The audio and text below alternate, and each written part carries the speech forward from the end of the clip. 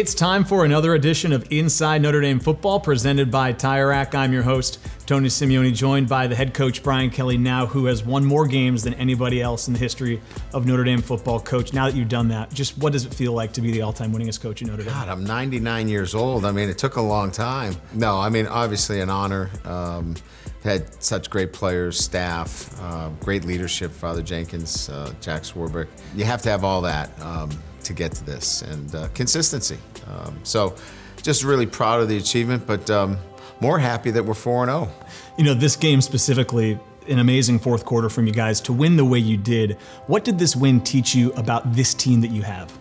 Well, more than anything else, I think perseverance. You know, there were times in the game, just after Wisconsin had their jump around in the stadium, you would have thought maybe this was the last one for us, but that's kind of when we picked it up. So, you know, this team has a resilience to it.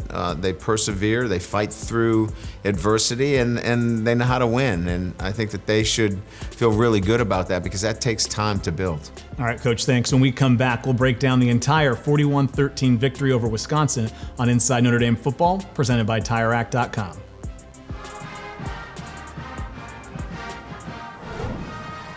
Welcome back to Inside Notre Dame Football, presented by Tire Rack. It's now time to break down Notre Dame's 41-13 victory over Wisconsin. Coach, early on there, that first drive put the defense in a tough spot. Yeah. But they, again, like they have so many times this year, only allowed a field goal. Seemed like early on points were going to be at a premium. I thought the defense played really well in that first half. No doubt, and I think that's what I was talking about earlier, is that the building of this defense is one where they're gaining a lot more confidence in the teachings and what we're doing.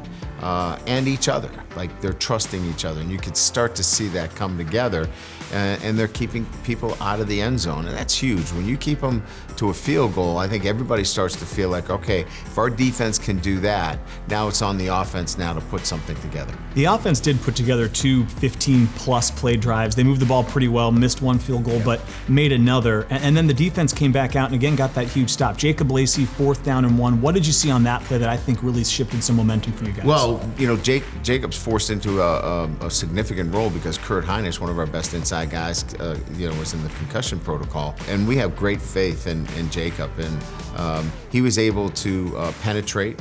We moved the front, and he's so athletic. He gets into the backfield and makes the play on the running back coming from the backside, and just another example of the kind of depth that we have, and a really, really nice play by Jacob. The momentum continued with the first of 2 Cam Hart interceptions, gave you guys the ball around midfield with that pick.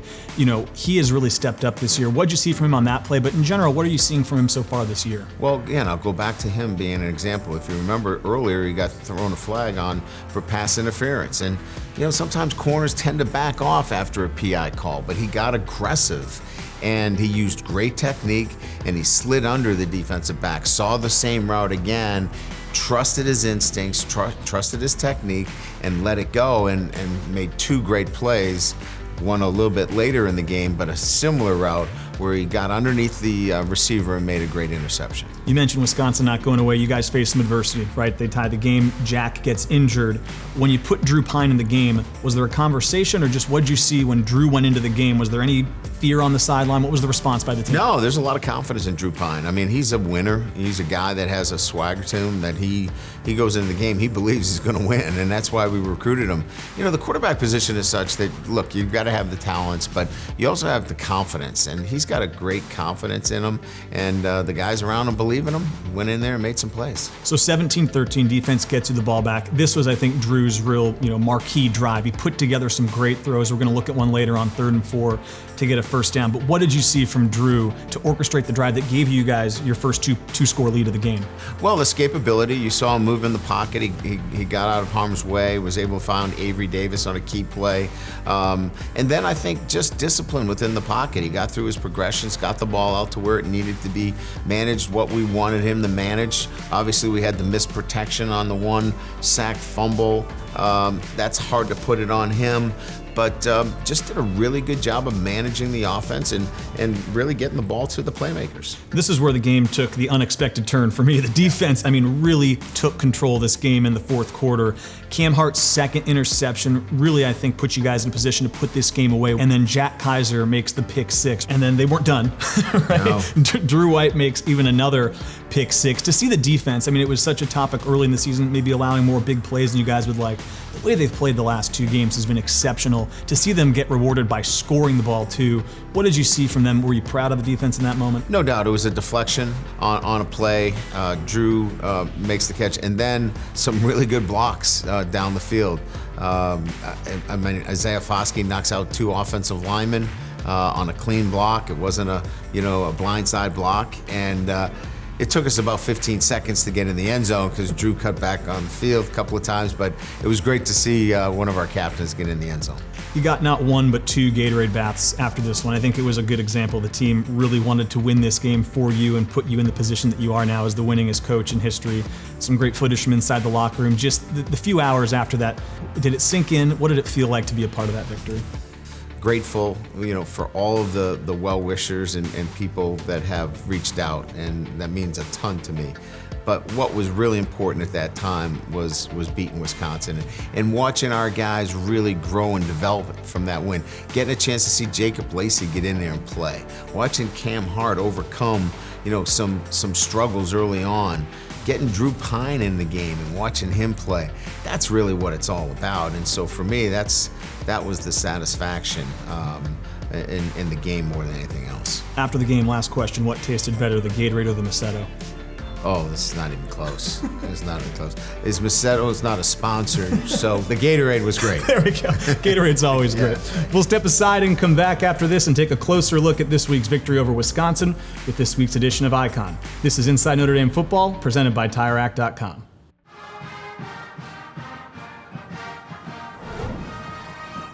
Welcome back to Inside Notre Dame Football, presented by TireRack.com. It's now time to take a closer look at this week's game with this week's edition of Icon. Y'all know what f***ing time it is! We on the biggest stage, man! Everybody watching you! The hard work you put in, this is the stage you want to be on! Hey, we got Jack Cohn in the middle! Hey, we fight for our brothers, but most importantly, this man right here. The most humble, hard-working man. Let's go, bring it up! Breakdown! We're in downtown Chicago in a packed stadium. We're gonna go out there and we're gonna fly around. We'll play the game we love to play. These moments don't last forever. If you blink, it's over. Let's not let this day be over without saying we played fast, we played free, we had one hell of a day. Let's go, Notre Dame. Let's have some fun. Notre Dame undefeated, 3-0. Wisconsin 1-1. Mertz underneath, intercepted.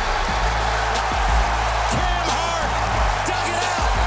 And we got our first turnover of the game. Cam Hart gives you the ball. Beautiful play. And now it's up to Jack Cohn in this offense. Drive down the field. Cohn up on the sideline.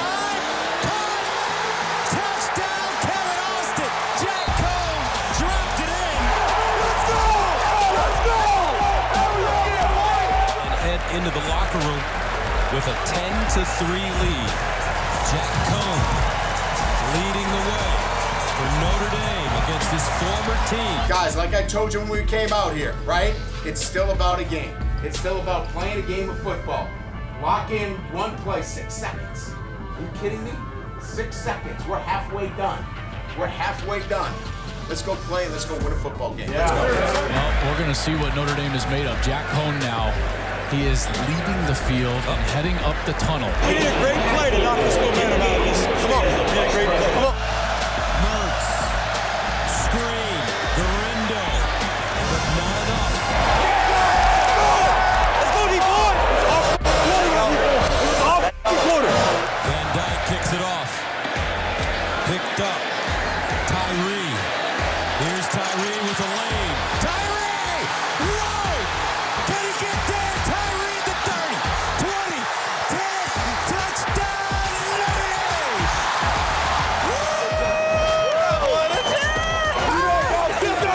Playmakers making plays.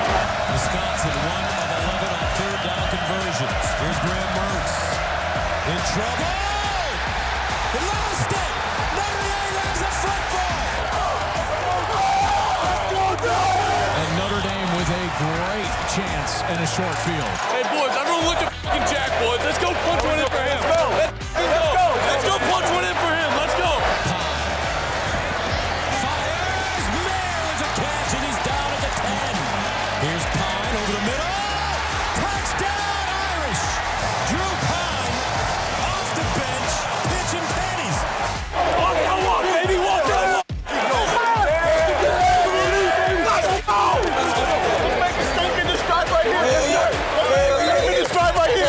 First down to the 46. Lurks again underneath. Intercepted. Cam Hart.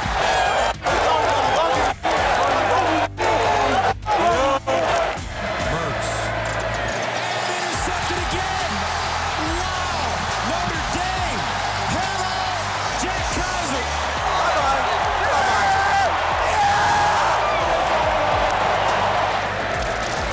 Mertz, another interception. Drew White. White with blockers. White cuts it up. White to the end zone. Touchdown, Fires.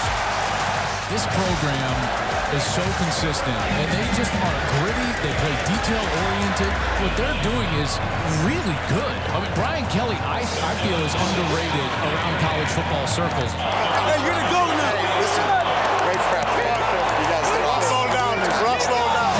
As Notre Dame defeats Wisconsin, Coach Kelly, the winningest coach in the history of Notre Dame. People can argue at any time who the best team is. No one ever argues about what the most important program in the country is and what the program with the most tradition is. And so when you set a record in this program, an all-time record, that is a big deal. On behalf of Father John and I, who are so privileged to work with him, and I know all of you, congratulations to the winningest coach in the history of Notre Dame.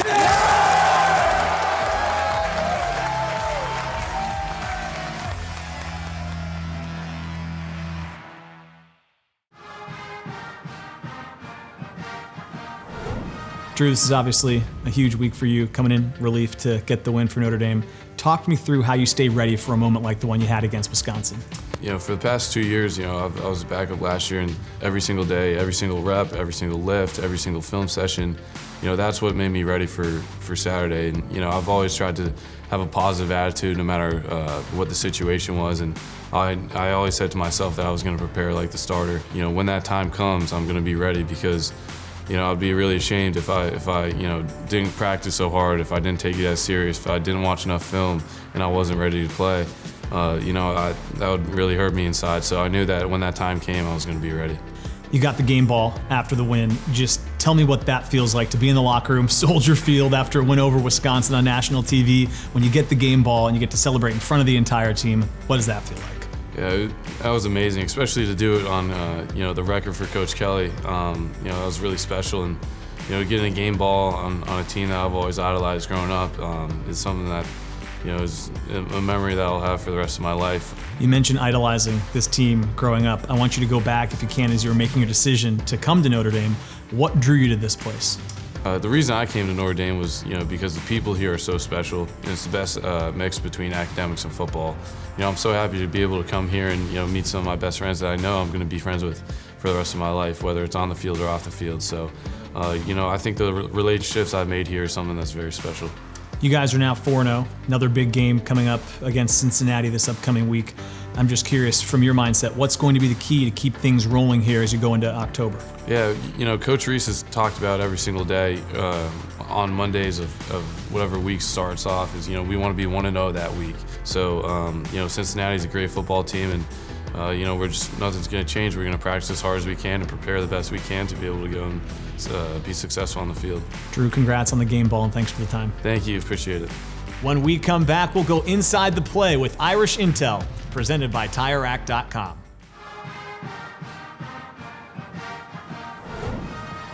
It's now time for Irish Intel as we go inside the plays from Notre Dame's victory over Wisconsin. Coach, this is, of course, the big touchdown return by Chris Tyree that really swung the game in your favor here. Talk me through what goes into returning a kickoff return for a touchdown like this. Well, generally, you're going to have a boundary return or a short field return, or you're going to go all the way out to the field. This one now, we change and we go from the short field. You see Chris Tyree is going to catch this into the short field, and we're going to take this all the way to the wide field. To do that requires incredible patience because everybody's got to stay on their block.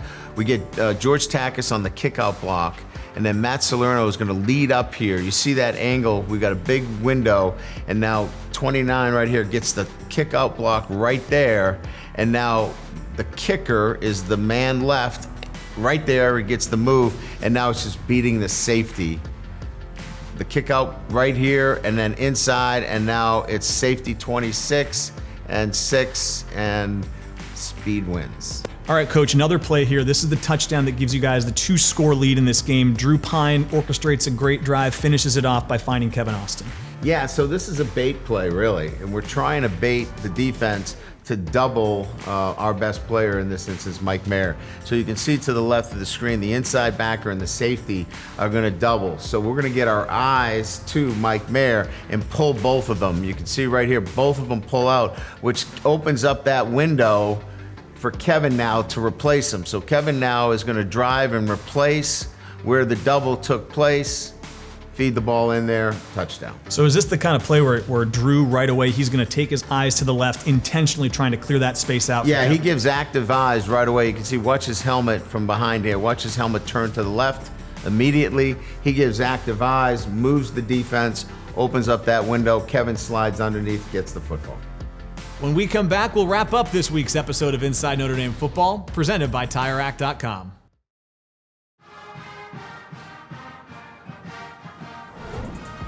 Welcome back to Inside Notre Dame Football, presented by TireRack.com. Here to wrap things up with the coach, Brian Kelly. 4-0 going into this game against Cincinnati. I think everybody had Wisconsin circled, but you just mentioned when you were talking to the press earlier today, this is probably the best team you've faced so far this season in Cincinnati. What challenges did they pose to you guys? Well, explosiveness on the offense. And look, anytime you have a veteran quarterback who knows how to win, that's a team that you have to fear. So this is a very, very talented quarterback. He's got weapons around him. Alec Pierce is an outstanding receiver. I told the press earlier that reminds me of Ben Skoranek, who we had here last year. Tall, athletic, rangy, goes up and gets the football. Outstanding running back, and then a veteran defense. Luke has got his hands all over that. Obviously, Coach Tressel does a great job there. But this is a well-coached football team, athletic.